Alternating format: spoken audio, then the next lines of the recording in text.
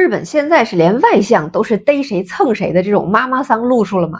这真的是学好不容易，学坏一出溜啊！首相从政没从良，现在外长他属于是搞起了意淫式外交啊，全新的境界呀！这几天在马尼拉举行的东盟外长会上，可是把本子的外长啊茂木敏充给忙坏了。在中俄外长几乎谁都见了，唯独没给他留任何会谈窗口的情况下，他自己声称又是跟拉夫罗夫探讨了国际事务和地区议程，又是跟我们王大大讨论了中日关系的问题。上一个敢这么满嘴跑火车，然后被啪啪打脸的选手，还是特朗普大统领呢。先是俄方的扎哈罗娃辟谣说，日本外相走向已经落座的拉夫罗夫致以问候，并寒暄了几句。拉夫罗夫并没有起身，半转身做了礼节性的回应，仅此而已，没有任何关于国际事务、地区议程或者双边关系的讨论。这里他还特意用文字强调了俄外长没有起身。参加过会议的同志们都能想象那个场景啊，茂木哈哈哈的过去了，对方都懒得站起来给你个面子，放在外交场合下，这简直就是羞辱。而蹭完了拉夫罗夫呢，又来蹭我们。我们的发言人表示，此次在马尼拉期间，我方外长没有与日方会见的日程安排，现场也没有什么简短的交流。日本外相不招人待见，他不稀奇，但是非要丢人现眼到这个地步，而且还要人尽皆知啊，那还得是早苗的内阁路子野。现在呀，中俄联合舰队正围着本子转悠呢还跟你讨论地区问题。你跟鸡讨论白灼还是椒盐比较合适吗？我们和大俄都没有跟食物讨论的爱好啊。其实2026年这一年，比日元崩得更狠的就是日本的外交，那真的是东南西北到处跑啊，逢人就喊爷爷好，结果两肋插刀的盟友一个没有，想白嫖的杨老爷倒是排着队的揩油。3月份，高市早苗就在任后第一次去上了华盛顿啊，日方媒体当时敲锣打鼓的说这是开启了美日关系的黄金时代呀。结果呢，大统领一开口就是一个总额高达5500亿美元的对美投资框架。不仅如此，现场还追加了第二轮价值730亿美元的具体项目，什么小型模块化核电站啊，这个天然气发电设施啊，都让日本给包了。安全承诺你敢信我就敢承诺，保护费反正是一分不能少，不然呢就冲着白宫放出来的高市的这些美照啊，大统领都得申请工伤。而从后续的6月法国 G7 峰会上，大统领又和早苗吵吵起来看啊，大统领绝对是有点的阴影在的。这个事儿我之前说过一次，就是早苗第一次去白宫的时候，大统领在早苗面前被日本记者问为什么对伊朗贸然出手不提前告诉盟友日本，结果大统领就说这个叫偷袭。什么叫偷袭？日本在偷袭珍珠港的时候不会不懂吧？那现场早苗呢相当尴尬啊，结果到了6月，大统领见了早苗，又提这个珍珠港啊被日本偷袭的历史，两个人呢据说就吵吵起来了，很严重啊，需要别人拉架的那种。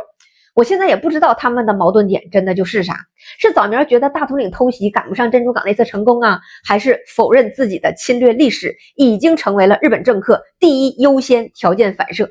对于主人现在都敢呲牙了。本来为了讨好美国，早苗把几代日本政客维持了几十年的日伊友好关系直接就给砸了，单方面公开谴责伊朗，甚至表示考虑派军舰参与联合护航。结果伊朗明确的表示敢派船就是参战方啊。现在眼看着伊朗控制霍尔木兹海峡已经有点指日可待的架势了，这早苗出去外交一圈，安全底牌扔出去了，安全承诺没要着，结果伊朗曾经给过的能源承诺也彻底拉倒了啊，绝对是越努力越坏菜。如果说对美外交是花钱遭罪受啊，那日本现在的周边的近邻外交那就是全面的冰川期。中日日韩日俄三条线同时崩盘，高层对话几乎全断，这在战后真的都找不出第二次。对华关系就不用说了，早苗一句安全事态，中日关系全面停摆，一直到现在，两用物象那是掐的小鸡脖子一点喘不过气。现在又是琢磨着偷稀土，又是要全国上下的拆空调找资源。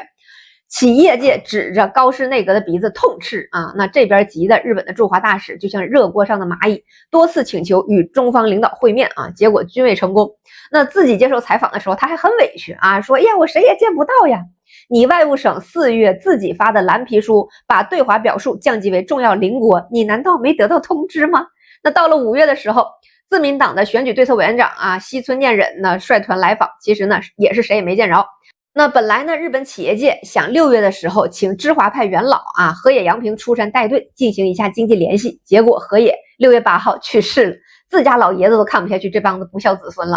日本国内的关西经济联合会等工商界的大佬们最后急得直跳脚，因为政治对抗导致的供应链断裂市场份额流失，经贸的这个压舱石眼看就要碎了。那日方呢是拼命的想借多边的场合安排中日外长会晤的主要就是要对业界有个交代，意思就是我已经在努力缓解关系了。结果一点机会也没找到，就只能把短暂的寒暄也编个通稿然后聊以自慰。那对俄罗斯就更骨感了。俄乌冲突一开始，日本就跟着美国搞极限制裁不仅冻结了资产，还给乌克兰送援助。结果今年2月，俄罗斯官方直接定调日俄关系降至0，和平条约不可能谈了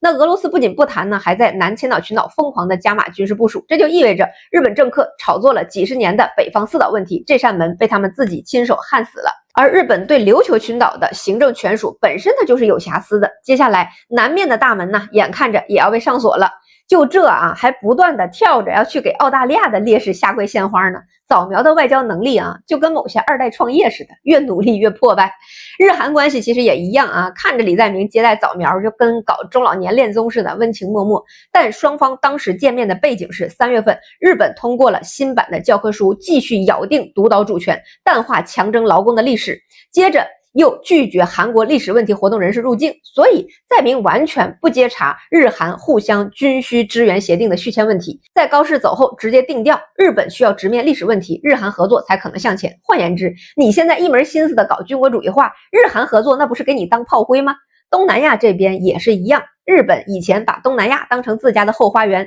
也是他们自由开放印太战略的支点。但是2026年真实的数据非常无情，中国以52%的支持率首次超过了日本45%，成为了东盟民众的首选合作伙伴。这不仅仅是几个百分点的起落，这是工业文明代际跨越的残酷的照应。当日本的出口目录里依然填满着传统的燃油车、旧式家电这些存量产品时，中国向东盟输出的已经是高铁网络、新能源产业集群和数字支付等新一代基础设施建设了。失去了产业代差优势的日本，试图通过推销驱逐舰、潜艇和海岸雷达来拉拢越南、菲律宾，打造地缘包围圈。但东南亚的国家现在也非常清醒，他们需要的是提升本国民众的福祉的实体经济红利，而非充当大国对抗的炮灰前线。再说了，对于像泰国、越南和马来西亚，日本吐出来的一些经贸的份额，一大部分被老中吃掉，剩下的也足够让这些有基础电子产业的国家获得足够的国际分工的份额。